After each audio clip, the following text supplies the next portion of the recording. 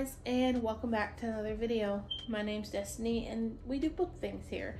And today we're going to talk about my September wrap up. It is currently September the 28th. I have 2 more days in September and I know for sure I'm gonna finish one more book. So we'll talk about it here because I know I'll finish it before October the 1st. And the other one I'm currently reading, I know I won't finish. So we're gonna go in chronological order. I only have finished 8 this month, and that's a low number for me compared to like August, which I think August was another low month. Let's look. No, August I finished 15, so I finished a little over half what I finished in August, but that's because I no longer have Scribd, and so I'm not listening to as many books, and I just haven't been in the listening mood. I have been listening to the same audiobook for almost a week now, which if you've been around, you know that doesn't happen. Usually 2 or 3 days and I'm done. My brain just has not wanted to consume a story that way, and I'm okay with that. So let's go through what I currently am reading. I apologize if you can hear the tiny human. She is supposed to be going night-night. We are watching it sounds like we're watching Baby Shark still, but we might be watching Blue Clues now. So I might have to go fix our TV after this video. But without further ado, let's get to it. First one I finished is Foxglove by Adalyn Grace. I won't be going into too much detail here of my thoughts because I am going to do a whole review video. Just know I gave it 5 stars. I loved it. It was a beautiful addition, and I can't wait to see where she's gonna take the story. If you don't know, this is the sequel to Belladonna. Belladonna is about, oh, why can't I think of her name? Cigna. There it is. Give me a second. Cigna. Cigna is a woman, or really she's a girl, who has been passed around to family members because her parents passed when she was a baby. They were throwing a ball at their manor, and somebody poisoned the wine, and everyone who attended that ball and drank the wine passed away. As death goes to claim her because she had just finished feeding off her mother, so obviously her mother's breast milk was tainted with poison and it should have killed Cigna. When he touches her, he does not see her past, he sees her future, and he realizes that he cannot reap her soul. So now Death has set out. Death and Cigna have this relationship. She cannot stand him. She routinely consumes poison and sees him and realizes she has powers and things like that. And that's kind of how the story starts. She ends up with her current guardian. When the book starts, her current guardian passes, and she gets handed off to distant cousins. These distant cousins are in trouble. The mother of the family just passed from a mysterious disease. No one knows what it is. And now her cousin, Blythe? Am I right? Blythe? I've never had to say her name out loud. Right? I want to say Blythe. Am I correct or am I wrong? I think I'm right, but I could be saying that name all kinds of wrong. Anyways, her cousin, she's passing away from the same disease. Yeah, Blythe? I think it's how you say her name. Her cousin's passed away from the same disease that the mom did. And Cigna is tasked to figure out what is going on and to try to keep her cousin away from Death's grip. This is a continuation of that, obviously. And I can't tell you what the conclusion of that was. But just know, I gave Belladonna 5 stars. I absolutely loved it. And then I'm giving the sequel, Foxglove, 5 stars. Next, I finished Elevation by Stephen King and subsequently finished Lori as well. Evolution was the first part of the audiobook, and just Lori was a added on story to the audiobook for Elevation that I wasn't suspecting, and it honestly confused me when I finished the audiobook. When I finished Elevation, I was like, okay. And then they started talking about a dog, and I was like, what is going on? I had to rewind and realize that it was a separate story. But Elevation follows a man who all of a sudden one day he learns that he's losing weight. And not in the he's getting skinny and fit, but more of he's losing gravity. He goes to a doctor friend of his and he was like, dude, I need to show you something. And he shows him that when he weighs himself, he said, okay, see, there's my weight. So let's say his weight's 230. And he's like, okay, watch. He gets butt naked and weighs himself again. It's still 230. Just if you didn't know, it's physically impossible for you to weigh the same clothes as you do naked. Clothes have weight. Your clothing has weight. And that's what his doctor friend tells him. He's like, exactly. Now look, let me show you something else. He realizes he has like 5 pounds worth of coins in his pocket. Okay, so your weight naked should have been at least 5 pounds less, and it's not. And that's when he realizes he's losing weight. We don't know why, we don't know what's going on. That's kind of how the story starts. Lori is honestly about a good dog. A little old man walks his dog every day, and it's a story about the two of them. I can't give you any more without spoiling it. Elevation, I gave 5 stars. No, I think I gave 4 stars. Thinking back, I might go ahead and give it 5. I absolutely loved it. I thought it was an entertaining little story. I think I ended up giving it 4 stars because of how open the ending was. I wish we had gotten the conclusion of what was going on. We really don't. But I still loved every minute of it. Lori, on the other hand, I gave 3 stars. It just was weird, to be honest, to be tied on the end of that book. And it was, honestly, it was like King was just having fun writing. And I enjoyed it for that factor. It didn't have any weirdness to it. It was just a story about a good dog. And I enjoyed that. Next, I have marked, I finished, but there's a little explanation here. It's Crazy Rich Asians. So I did not finish this novel. I got 60% through and realized I didn't care. Genuinely. It's not because the book's written bad. It's not because it's an awful book. That is not what I'm saying at all. I don't like rich people drama. And getting 60% through it, I remember I came home for lunch and was doing dishes and like fixing myself something to eat, listening to this audiobook, and it hit me over the head. I don't care. I genuinely don't give a fuck. Nothing has happened in this book as far as I'm concerned. I don't care what new Prada they bought. I don't care what drama they're going through. You have enough money to fix any problem you have. Like, I don't care. So I marked it red on Storygraph because why not? I deserve that. When you read 60% of a book, you get to mark it red. At least in my book, at least in my world you do. So, yeah. Next, I finished Serpent's Kiss by Melissa De La Cruz. And I am so happy to say those words. I have finished this book. I have waited so long to finish this. I have been reading it I've been wanting to read it since the first time I read Witches of East End. I have finished Witches of East End twice, and the second time was in preparation to read this one, and just never did. So, I have finished it now. I ended up giving it 3.5 stars. I feel like it was a little bit of a letdown after Witches of East End, but it might be because I have it so built up in my head, and that's why I am continuing with the series, because I have questions, and I want to see where it goes. I have read Blue Bloods. The Blue Bloods series by Melissa De La Cruz. It's been a while, like high school, and I enjoyed it. And I know she wrote The Descendants, and Nevaeh read, I think, the first one and loved that. So, her writing's obviously good. It was just, I think it's because it's from the early 2000s. Well, 2012. But I think it's because of when it was written, and that's why I'm having trouble, is because it has some outdated language and some outdated themes in it, and that might be why I have trouble with it, but I will continue because I'm curious. Next, I finished How to Sell a Haunted House by Grady Hendrix. I'm not going to go into too many of my gripes with this one because I am going to film a review, and I'm writing a blog post right now let me warn you, it's going to be super, super salty. Super salty.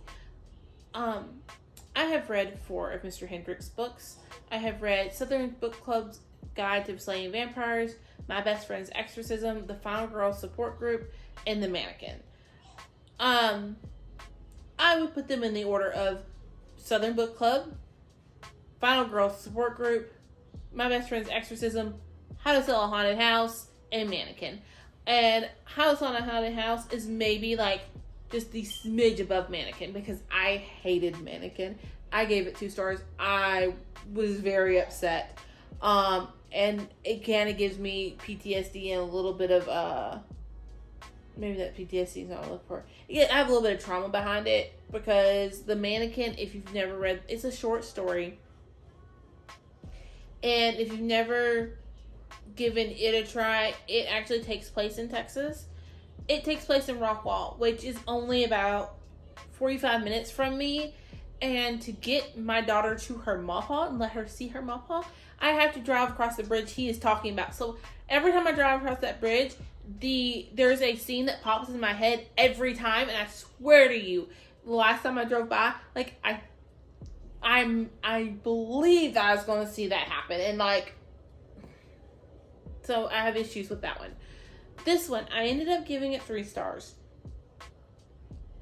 I'm probably going to give him one more try. And if I do not love the next one, I'm going to say I'm done with Mr. Hendricks. I went into this looking for one thing and got something completely different. And it might be my own expectations when you say a haunted house. And that might why I'm so salty. But still, it was not for me. So, yeah. Next, I finished, which actually can hold the book up for you. Next, I finished Satan's Playground by H.D. Carlton. You just saw this in my library haul. You probably saw this in the weekly vlog. I picked this up because my librarian, when I checked it out, said, I think you're the first one to check that book out. And I thought, I wonder why. It's getting to spooky fall time. It looked like a good book for Halloween. I mean, it does have a broken doll and the carnival. Like, it seems like it'd be a really good book for Halloween, and it's marked horror. Like, why has somebody picked this up before? It has the horror down, and it has smuttiness in it, and I absolutely loved it. I gave this 5 stars. This follows Sibby, and Sibby is a homicidal broken doll living in a haunted house. And honestly, if you need to know more than that to read this, I don't know what to tell you, because I read the first chapter and just never put it down and binged it. Any free moment I got during my day after I checked this out from the library, I had this in my hands reading it. I loved it. This Sibby's homicidalness and like how much I am ready to die for this character and like would murder anyone who tried to touch her reminds me of how I feel about Aiden from oh baby Jesus, I can't think of it. Illuminate.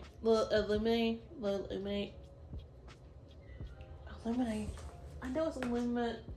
It's another room. The homicidal AI from the books are, I want to say Illuminate, Gemini, and Obsidian. I cannot think of the name of that series now for the sake of my life. But that's what it reminds me of. Like, literally, I would murder for him. Like, leave him alone. He just thought he was doing the right thing. Same thing with Sibby. I feel the same way about Sibby. Yeah. I finished this. It was 5 stars. I don't want to go into too much detail because it's less than 150 pages. I don't want to spoil it, but I love this so much. You may get a review. We shall see. I have a couple reviews planned. And then lastly, the last one I'm going to kind of tie in here is A Court of Mist and Fury. I have 100 pages left. I'm filming tonight, like I said, the 28th. I will get it finished.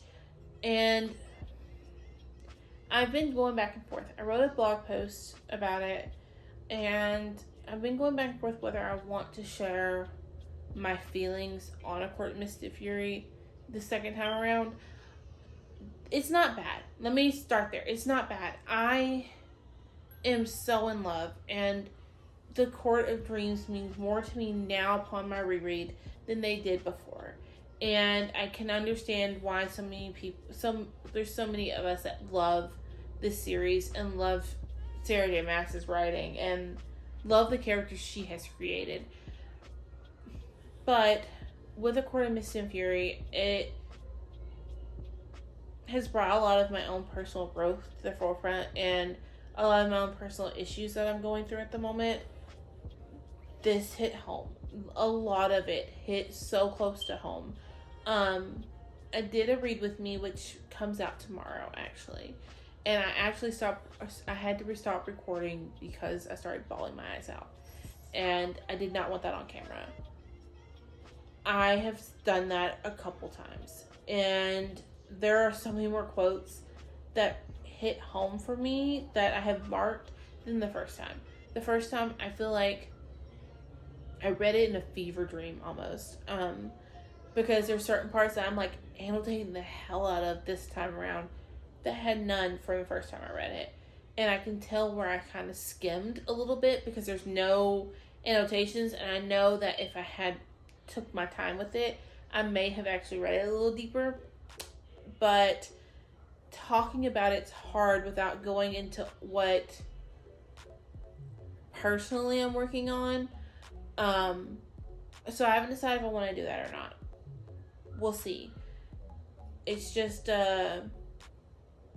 it's an interesting dichotomy there, because on one hand I really do want to share with y'all. I want to share my thoughts and how I'm feeling and how much I love Freya and how much I love Rhys and what he does for her and all the things she learns as she's going through this and the realizations she makes and all of that.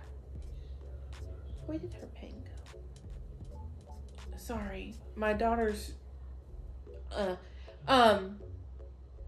my daughter got a magnetic, like a drawing pad, like the ones we had in the 90s that, you know, did the black and white. You could swipe it at the bottom and erase it. She got one of those for her birthday. Well, I'm looking at it. The pin for it is missing. The string that the pin was tied to is gone. And there's no pin. And I don't know where it went to. And my brain just noticed it as I was talking.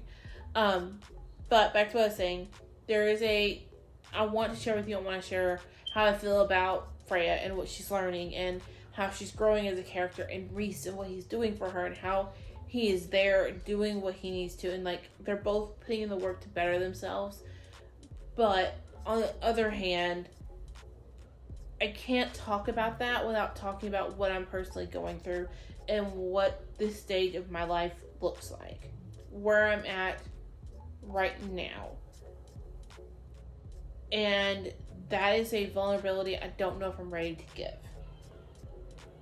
I realize I've been doing this for 4 years. I've been posting videos, not very consistently in y'all's defense, but I've been doing this for 4 years. And I'm just now getting to a point where I'm comfortable talking to the camera. I'm comfortable talking in front of the camera.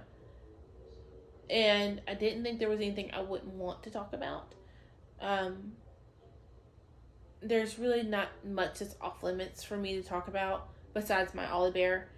Y'all get to hear her, but she's not on camera because I want to protect her as much as I can because she is getting a little bit older.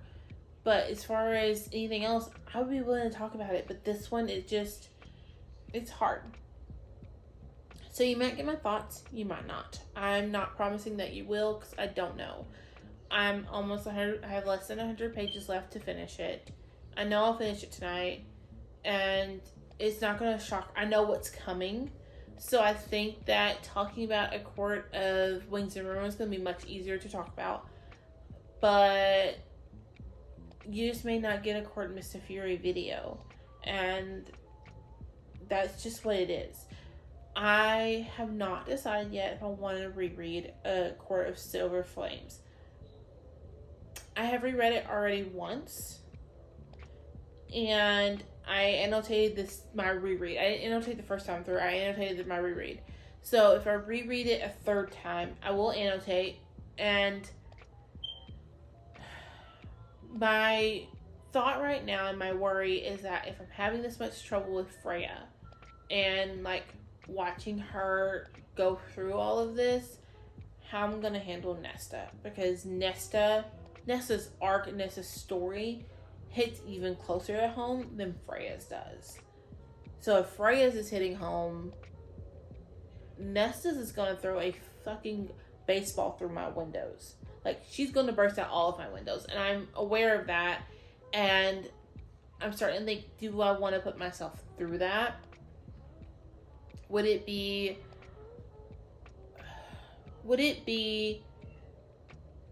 beneficial to my growth, or would it be detrimental?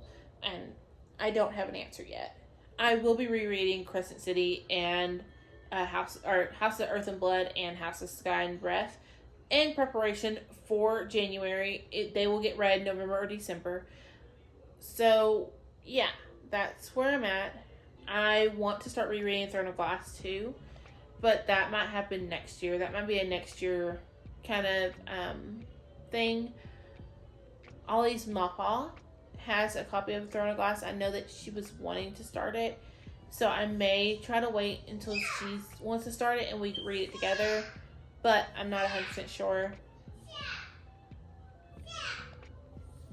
She is watching Blue Clues. So that's my wrap up for September. Those are my thoughts. That's kind of where I'm at right now. If there's any videos y'all want to see this month, let me know below. I'm running into a little bit of a creative wall of what I want to post. I currently am filmed up to the first week for the most part. There's my night routine, my morning routine are the only things I have left, and they'll get filmed on Saturday. I usually film those on Saturdays or Sundays because it takes a lot to get the camera set up and like to actually film it, and I don't have time in the morning before work, so, or have the energy after work to do it, so it will be a Saturday thing. So yeah, let me know if there's anything y'all want to see.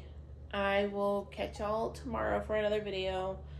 I'm sorry that the end of this kind of got a little bogged down, but I wanted to let y'all know what was going on because y'all got 2 videos for Court of Thorns and Roses, and it went very, very swimmingly. A Court of Mist and Fury is taking me a month to read it. And it's a reread. I did not think it was going to take me as long. I figured maybe a week and we're done and then I can move on. But I've had to sit with this one for a while. And there have been a lot of like night crying sessions and like a lot of realizations and just overall a lot of feelings in this one. Like, I will show you my annotation, my tabs when I'm done, because she's a thick girl right now. She's thick. I can't wait for the next book, and I am curious now upon reread. I'm curious if we're going to get another Court of book, or if we're just going to stick in the Crescent City series. I'm excited to see where Mass does and what she decides to do. I will say I'm a little upset that I'm not going to, like, I pre-ordered from Amazon. I know I'm not getting any of the extra chapters, and I'm a little upset that they're doing 5 of them. I think that's a little bit bleeding us dry because we love the series. But yeah, there's a lot of thoughts that can go into that one. I think it's a bunch of bullshit, but let me know what you think, and I will see y'all, like I said, tomorrow for another video.